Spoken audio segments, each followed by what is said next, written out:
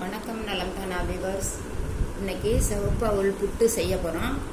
அதுக்கு ஒரு கப்பு சிவப்பு அவல் எடுத்து அதில் இந்த உம்மி இந்த கருப்பாக இருக்கிறதெல்லாம் எடுத்துட்டு அதை லேசாக வறுத்துக்கணும். அந்த ஒரு கிறிஸ்பு கிடைக்கிற வரையில் வறுத்தோம்னா இந்த இப்படி அவங்கெல்லாம் ஏற்கனவே நசுங்கும், இருந்தாலும் வறுத்தோம்னா அந்த கிறிஸ்பு கிடைக்கும். லேசாக வறுத்துட்டு அதை ஆற வச்சு மிக்சியில் நல்லா பொடி பண்ணிக்கணும். நல்லா பொடி பண்ணோமா ரவை டைப்புக்கு கிடைக்கும். அதுக்கப்புறம் உப்பு சும்மா ஒரு சிட்டிகை போட்டு தண்ணி தெளித்து நல்லா பொலன்னு இருக்கணும். ஒரு 5 நிமிஷம் ஊற வச்சுட்டு இப்போ மிக்சியில் அரைச்சிட்டு வருவாங்க, காமிக்கிறேன். மிக்சியில் பொடியை அரைச்சாச்சு. இதை பாருங்க, ரவா பாதம். இப்போ இதை என்ன செய்யணும்? ஒரு சிட்டிகை உப்பு, ஒரே ஒரு சிட்டிகை அந்த இனிப்பு தூக்கி கொடுக்கறதுக்காக அதில் இதை இப்படி கரைச்சிட்டு கொஞ்சம் கொஞ்சமாக ஊற்றி அந்த புட்டு பதத்துக்கு பிசைஞ்சுக்கணும்.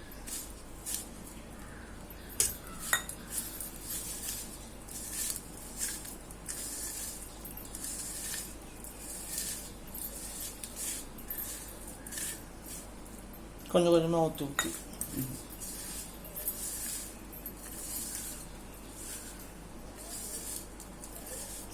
வாசம் கம வருது. இந்த அவல் அப்படி நல்லா வாசனை. இது கேரளா அரிசி இல்லை, அந்த நெல்லுல இருந்து இது தயாரிக்கிறது. நல்லா கம்முன்னு வாசம்ப்பா. இப்படி பிடிச்சோம்னா இப்படி இந்த அளவுக்கு ஓரளவுக்கு இருக்குது. இப்போ ஊறிச்சுன்னா இன்னும் நல்லா பொலன்னு ஆயிடும். அது போதும், தண்ணி போதும் இந்த அளவு. இப்போ 5 நிமிஷம் கழிச்சு வேக வைக்கணுமா? இட்லி பாத்திரத்தில் எப்பொழுதும் போல் இட்லி புட்டு வேக வைப்போம் இல்லையா, அது மாதிரி வேகலாம். ஒரு 5 நிமிஷம் ஊறட்டும். இது அந்த டயத்தில் வேற ஒரு பாத்திரத்தில் சர்க்கரை, தேங்காய், ஏலக்காய் இதெல்லாம் போட்டு பசைஞ்சு வச்சிட்டோம்னா அப்படியே இந்த ஊறி இருக்கும். வெந்ததுக்கு அப்புறம் அதை போட்டுருங்க, கலந்துக்கலாம். அப்படி வெல்லம் வேணும், நாட்டு சர்க்கரையும் போட்டுக்கலாம். அப்படியும் வெல்லம் சர்க்கரை நாட்டு சர்க்கரை இல்லாட்டி கூட வெள்ளத்தை கொஞ்சம் திக்கா பாகு காய்ச்சி அதுலயும் ஊற்றி போட்டுக்கலாம். தேங்காய்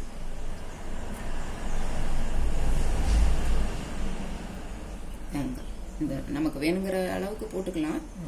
தேங்காய் போட போட நல்லா இருக்கும். நான் இந்த அளவுக்கு போட்டுருக்கேன்.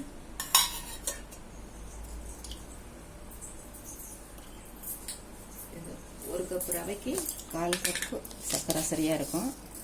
நான் ஸ்பூன் கணக்கில் 4, அப்புறம் சத்தமா பேசுங்க, 4 ஸ்பூன் போட்டிருக்கிறேன். 5 ஸ்பூன் சாப்பிடுறீங்கல்ல, சின்ன ஸ்பூன்ல 5 ஸ்பூன் போட்டிருக்கிறேன். அப்புறம் டேஸ்ட் பார்த்துக்கிட்டு நமக்கு வேணும்னா அவங்க இனிப்புக்கு தகுந்தாப்புல ஊட்டிக்கலாம். இன்னும் கொஞ்சம் ஊற்றி இப்போ இதுல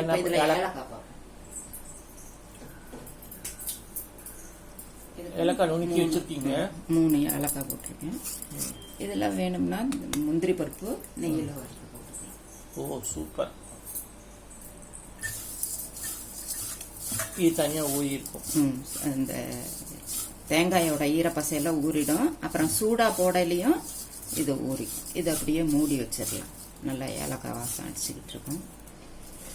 செரிமானத்துக்கும் நல்லது, அதுக்காக தான் ஏலக்காய் போடுறோம். இதை மூடி முந்திரி பருப்பு வறுக்க நீங்கள் எண்ணெய் சட்டி ரெடியாக வச்சுட்டீங்க. போட்டுட்டு முந்திரி பருப்பு நெய்யை ஊற்றி வறுத்தாச்சு. இப்போ இதை இதில் போட்டுறோம்.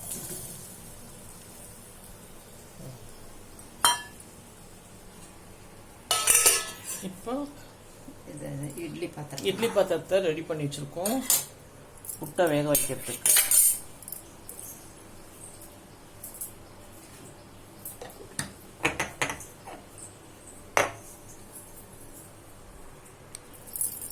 இப்போ இந்த தட்டில் கொட்டிடுறாங்க.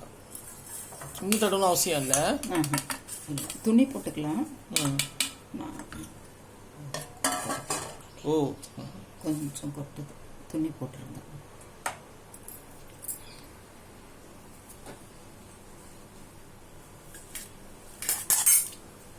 இப்போ துணி போட்டாச்சு. இப்போ இதில் வேக வைக்கிறோம்.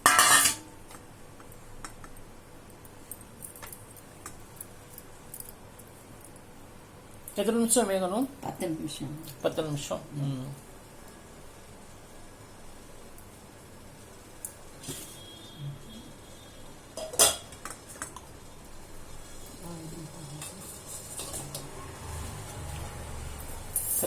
வேகட்டும்.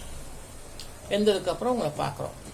அதுக்குள்ள இதுவும் பாருங்க, சூப்பராக இருக்கு பாருங்க.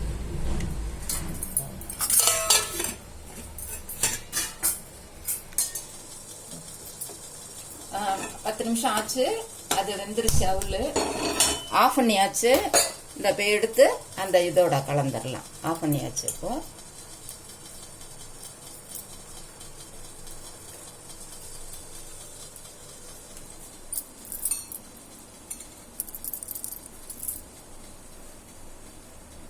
தண்ணி தெளிக்கணும் அவசியம் இல்லை.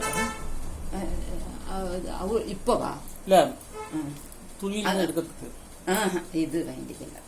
இது ட்ரையாக போட்டோம்னா பிடிக்காது அவ்வளவா. உடனே எடுத்துடணும். ரொம்ப நேரம் விட்டோம்னா பிடிச்சிக்கும். இப்போ போட்டு இந்த சூட்லேயே இதை கிளறிட்டு, இதுவே நல்லா சாஃப்டாக தான் இருக்குது. வெல்லம் மட்டும் போட்டுக்கலாம். வெல்லமும் போட்டுக்கலாம், நாட்டு சர்க்கரை போட்டுக்கலாம். வந்து சர்க்கரை போட்டிருக்கீங்க. சர்க்கரை இப்படியே சாப்பிட வேண்டியது. நாட்டு சர்க்கரை இல்லையோ? நாட்டு சர்க்கரை இல்லை, இப்படியே சாப்பிட வேண்டியது. இப்போ வெஜிடபிள் தோசையும் சாப்பிட்றதுக்காக